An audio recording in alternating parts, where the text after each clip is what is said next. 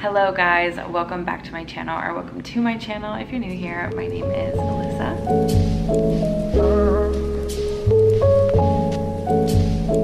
Before we get started with today's video, it would mean so much to me if you subscribed so you can keep up to date with all my upcoming videos. All right guys, today's video, I really want to get a little bit candid and talk to you guys about some things that I've alluded to in my other videos. I just want to have like a casual conversation and talk to you about something that I've been implementing in my life for a couple months now. And like I said in my other videos, I have kind of alluded to some hard times in my life the past couple years, and I didn't want to pre-write anything down and make this feel too manufactured. So excuse me as I gather my thoughts. In 2021, Dean and I got engaged, and it was such an amazing day. I have wanted to marry Dean since the day that I met him, and I was so excited that it was finally happening, and it was so much fun. Dean is literally the best husband in the world, and I'm so lucky to be able to call him my husband and to be his wife. Wedding planning really was not what I thought it was gonna be. I was probably in like one of the darkest places in my life. Definitely not the darkest place. I've been through much worse things, and it even feels silly to say that wedding planning, something that's supposed to be so exciting and something that I was so grateful for, something that I was looking forward to for so long, that I could even categorize that as like a dark time in my life, just sounds really silly to even say, because obviously I know how blessed I am to be married to such an amazing human being and to be able to have a wedding, especially when there's so many terrible things going on in the world right now. And trust me, I'm well aware of that. But yeah, in terms of wedding planning, I did not think that wedding planning was going to be one of the loneliest experiences of my life. I find that I tend to be the first person to go through life event in terms of the people that I'm surrounded in, which is really cool and really sucky at the same time, because I feel like when you're kind of the first person in your friend group to get married or have a baby or do all these things, sometimes the people around you don't necessarily know how to support you because they have never been through that, so they don't really know what you need. I felt really alone during my wedding planning process, and I can't really blame anyone because I didn't really know anyone that I avidly hung out with that was married or had been married or had wedding planned before. So there wasn't really anybody that could help me or give me advice or kind of like be there for me in the way that I needed. And in many ways, my wedding planning happiness was taken away from me. I was,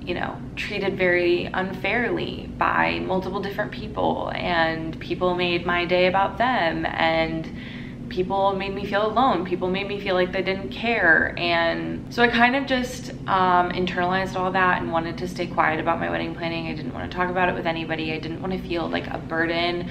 I didn't want to feel like that girl that like only ever talked about her wedding and all that stuff. I didn't want to be annoying. And in many ways, even with me trying to not be like that, my wedding planning process and that happiness was just taken away from me by people. And I feel like I'm still working through it. I've worked through a lot of the resentment about it. But yeah, those last 2 months before the wedding, I was in an extremely dark mental place, and I don't even know of another time that I ever felt that alone. So all of that to say, we made it through the wedding, but like a month before the wedding, the day that I was leaving for my bachelorette trip, I got a phone call from an HR person at my job at the time, and they told me that I was being laid off. Literally, my maid of honor, my best friend, was on her way to me for us to go to my bachelorette, and I called her and I was just sobbing. And I was like, I just got laid off. So that was extremely difficult news to hear. I was 26. This is my first job I had out of college. I feel like you just don't think that that could happen to you, like being laid off.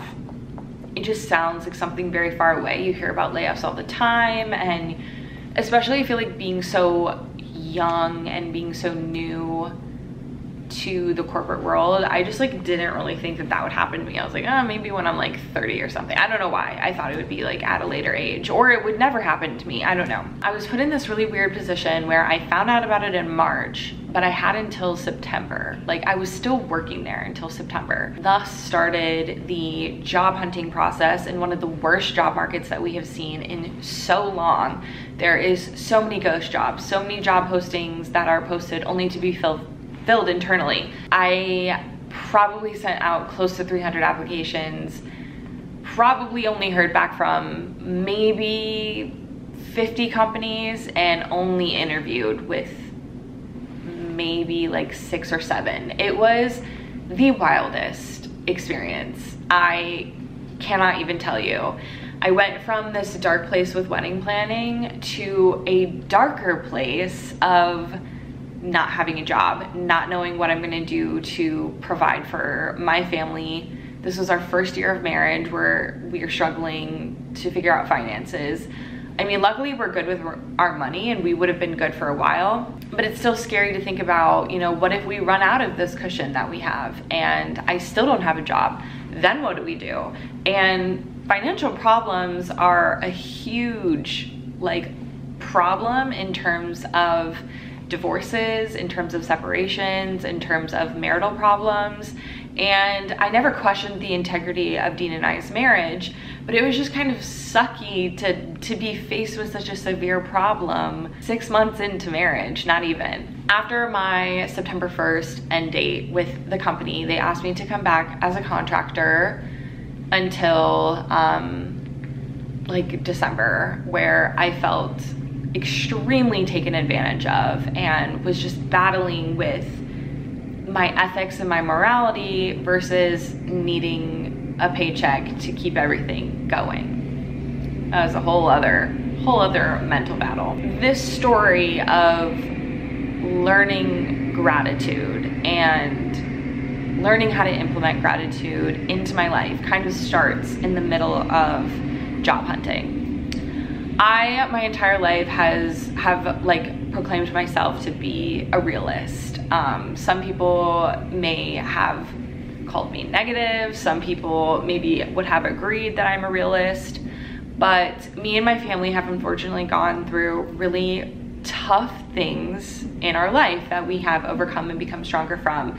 But I feel like when you go through trauma, when you go through hardships, it can sometimes be really hard to be positive, to find gratitude, to find the good in everyday life, because it's sort of a defense mechanism to be realistic. You never want to get your hopes up because you don't want to feel terrible when the thing that you were hoping for doesn't come through. Realism, I feel like, was just a defense mechanism for me, and sometimes I was even on the spectrum of more negative, but I was calling it my realism because I would always say I'm just so used to bad things happening. I want to mentally prepare myself for those bad things to happen. That way I'm not getting my hopes up. I'm not getting excited for good things to happen. So it's either going to exceed my expectations and it's going to be amazing. It's going to meet my expectations and it's going to be bad or fine. So I found myself thinking that, you know, having that same mindset as I was applying for jobs, interviewing for jobs, just thinking like, of course this would happen to me. Of course another bad thing would happen to me. Bad things always happen to me. This is why I don't want to be comfortable, because stuff like this always happens. And I just spiraled. I would sob and have mental breakdowns and just be like, I'm trying so hard. Why can't I get a job? I don't understand. I'm trying so hard. I'm doing everything right. I'm reading about the trends. I'm putting my resume through these AI machines. I'm adjusting my resume based off what every single human being seems to have an opinion on my resume about. I'm researching how to nail interviews. I'm following up to show them that I'm respectful. Like, I was doing everything and it did not matter. I literally, at one point, I made it to the final round of an interview and I was like, I have this, like finally, it's finally happening. And I literally got denied. After they ghosted me for 2 weeks after the final round of the interview, they finally sent me an automated email that I got rejected. Like the human being couldn't even reject me. I got an automated 2-sentence email after hearing about the benefits packages, being sent the benefits package, speaking to like the director and the vice president of that department. They sent me an automated rejection email. I think there's so many things to be said about the current state of our job market, but this is not what that video is about, so let me not go on a tangent about that. This video is about how I was so sick of crying. I was so sick of my bad mental state. I was so sick of sitting on that couch and not doing anything all day and feeling like any time not applying for jobs was time wasted, that I started to look into gratitude, journaling, visualizing, and kind of the law of attraction, but a little bit more like the law of assumption. And I feel like this was my only pillar of light. Like everything felt so dark, and it almost felt like gratitude and these other things that I was exploring was the last pillar of light that I could find. It felt like the last thing I could try. So obviously there's a lot of like research behind why gratitude is important and beneficial. I just want to talk to you about my perspective rather than tell you the scientific research or blah blah blah that you could research yourself if you cared to. I want to say around September, I just hit that wall, and I was like, you know what? I'm usually a realist. I'm usually expecting all of this badness. So what if I expected goodness instead? What if I raised my standards and expected goodness and positivity? What if I was a little bit more positive and I practiced gratitude, and even if nothing doesn't happen, if those things don't come true, what if I'm still okay? And obviously this took a lot of like kind of just being sick of my own shit to get here. I'm not even saying it was easy. It was hard because of my own patterns of realism, aka kind of negativity. And so I started waking up and writing down things in my journal that I was grateful for, whether it was my cat, whether it was Dean, whether it was getting a coffee that day, whether it was my health.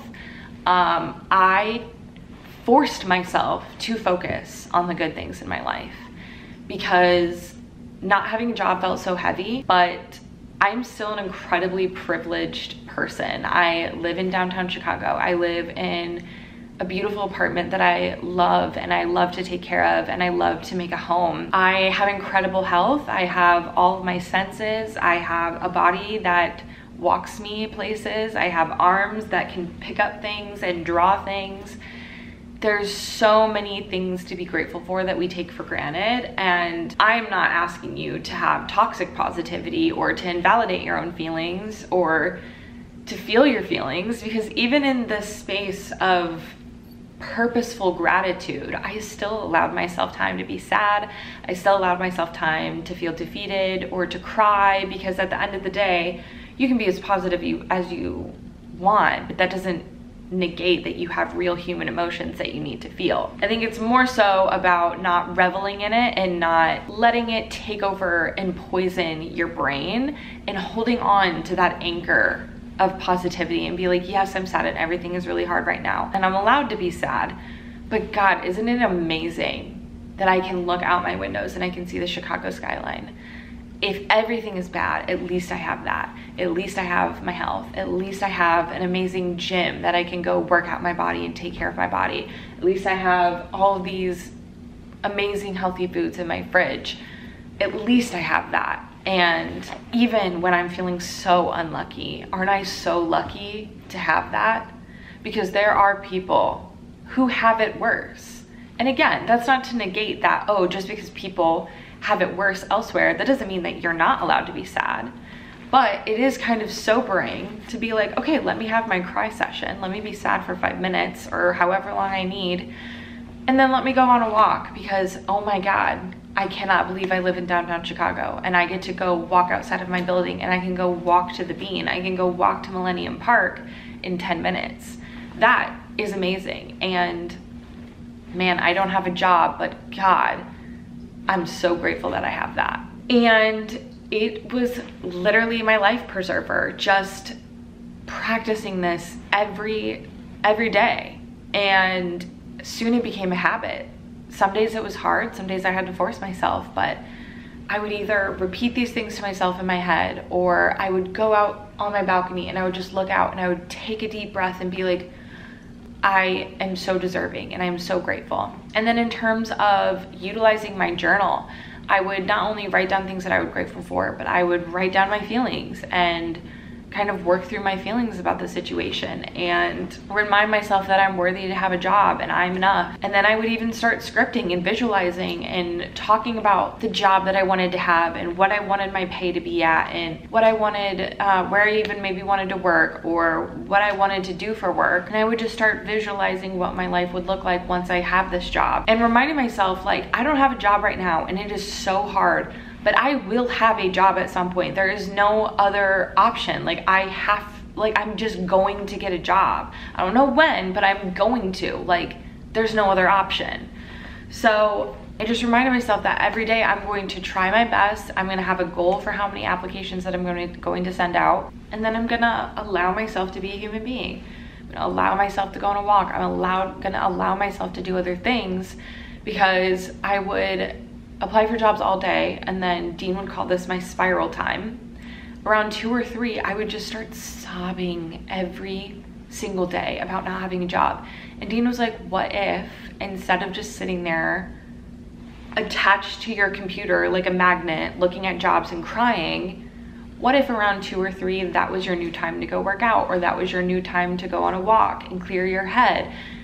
And that was the time that I found if I had myself go do something else, like work out or go on a walk, I could allow myself the mental space to feel gratitude and to think about things that I was grateful for, practice gratitude, and not sit there and spiral and just look at LinkedIn for hours on end and then feel terrible about myself because all I did was cry in front of my computer. And it went past that. It went to listening to podcasts about gratitude, listening to podcasts about the law of assumption, and just knowing that I have a job. I don't know what it is yet, but I'm going to have a job. I finally got a job. I finally received a job offer in, I want to say December.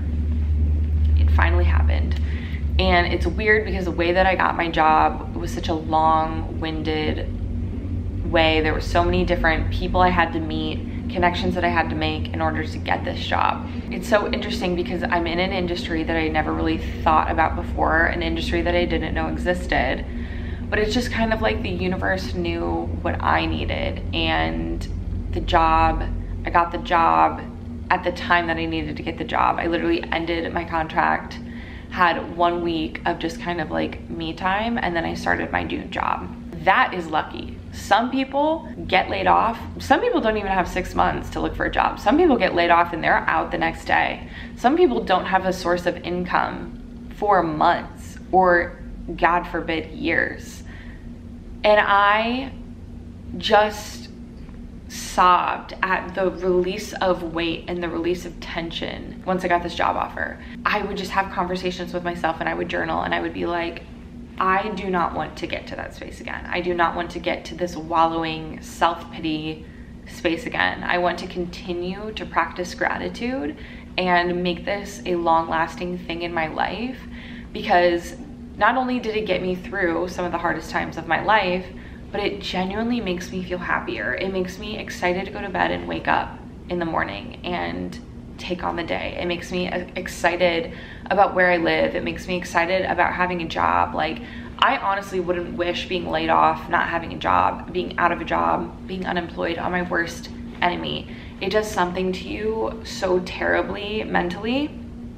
And of course, I mean out of a job. If you want a job / need a job, that does something so terrible to you mentally that I hope and pray that I never have to be in that same mental space again. But I know that I'm so much mentally stronger, and I truly believe a lesson that I was supposed to learn through getting laid off was how to practice gratitude, how to find the positivity in things, how to give myself space to feel my emotions, but also have the self-discipline to go outside and breathe fresh air and be a human and not wallow in self-pity longer than I need to. That is self-care to me. I was taking care of my body, I was taking care of my mental, I was giving myself a hug essentially, and doing what would ultimately make me feel better in the long run. It was hard, again, hard, mentally taxing. It is not easy. It is not only the practice of gratitude, but it is the practice of self-discipline, which is something that I've really been wanting to work on within myself.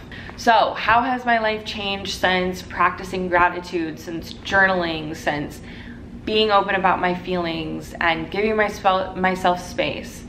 Again, like I said, I wake up in the morning and I'm so grateful. The day before I started my job, I was in a hotel room because I had to fly into where my job is headquartered, and I just journaled in my journal, and I was like close to tears. I was like, I cannot believe I did it.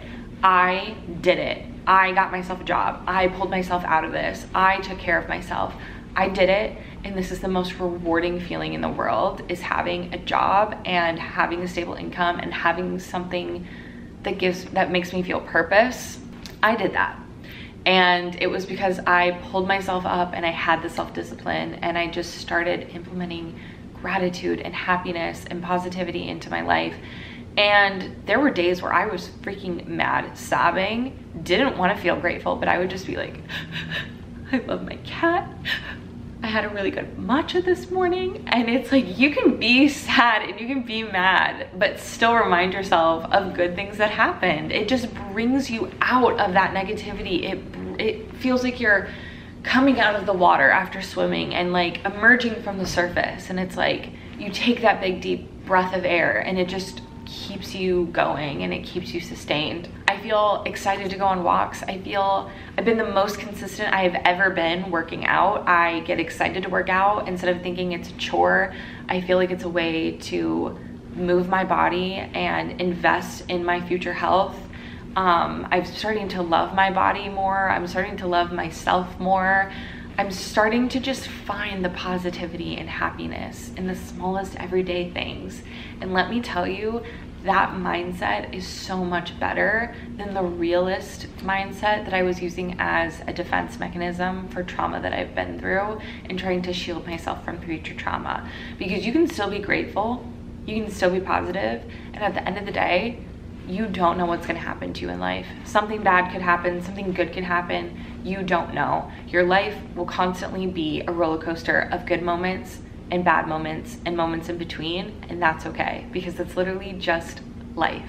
And life is beautiful. If we didn't have sadness, we wouldn't know happiness. If we didn't have anger, we wouldn't know love. All of these things have to coexist to experience the beautiful spectrum of life. And I know I probably sound so annoying, but it's true.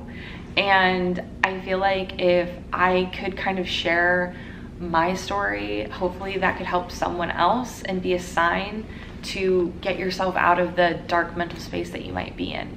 It's always gonna be, you know, a journey and a challenge. It's gonna have to be something that I exercise. Gratitude, like exercising your body, a positive mindset, gratitude is something that you have to exercise. And again, I'm not talking about toxic positivity. I'm just talking about simple gratitude, simple positivity, and finding the beautiful things in life. It feels good. I literally have been just riding this wave of gratitude. It's March now, so since December when I found out I got the job, and even before that when I just started to change and switch my mindset, I have just been feeling so good mentally and so much energy as well. And isn't it crazy, like as soon as I decided to switch my mindset, not a few weeks later, maybe a month, did I get a job offer. I don't know. Obviously, I'm not gonna say that that's the reason that I got a job offer, but it is really amazing that when you just take the step to change your mindset, to see what happens and just experience life. Just experience it. We're only here for a short amount of time, and you never know what life is gonna throw at you, but the only thing that you're in control of is the way that you react and the way that you think and the mindset that you hold. All right, guys, thank you for listening to that story. Hopefully it made sense. I don't know. I feel like I love to come on here and talk about life events that not a lot of people talk about. I posted a post-grad video years ago that still gets views, that still gets a lot of comments. And so I really like to just talk about life events that I go through in case someone else stumbles upon this video and feels the exact same way. Last thing I want to say is every time you go through an extremely difficult situation, years from now, you'll be able to look back on that time and hopefully understand what you were meant to learn out of that situation. And I don't mean that in like an annoying way. Trust me, when you have a loved one or a parent that passes away, you don't want to think like that. And I'm not telling you to think like that. I've had plenty of loved ones pass away that I look back on and I'm like, I don't understand why that had to happen to them. I don't understand why that had to happen to me or my loved ones that were also impacted by that. It's obviously very complicated, very nuanced, but like I said, in terms of me being laid off, obviously that was a terrible situation, but I have found things that I feel like were lessons for me to learn, and I'm going to carry that with me through the rest of my life and view hardships as tools for learning where I can. That's all I have for you today. Thank you so much for watching to the end. If you did, I know this is kind of a lengthy, chatty video. It would mean the absolute world to me if you hit the subscribe button and the notification bell so we continue to have more chats like this. You can also leave a like, leave a comment, whatever you feel like doing, and I will see you in my next video. Bye.